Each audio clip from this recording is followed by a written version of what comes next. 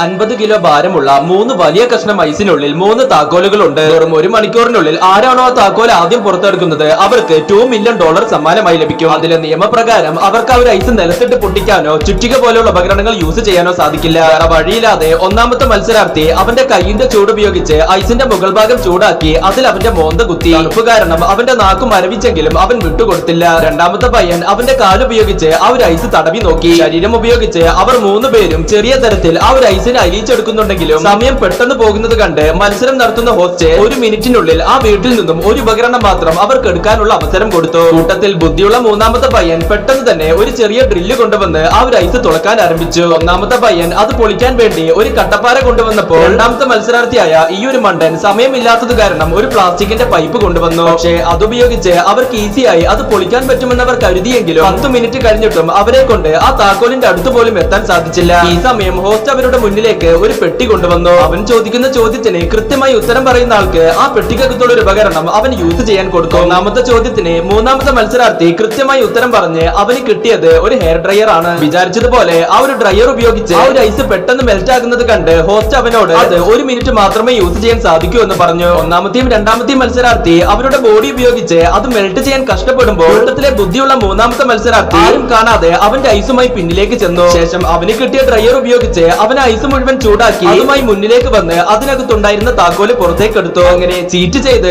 ആ പയ്യൻ ആ മത്സരത്തിൽ വിജയിക്കുന്നു.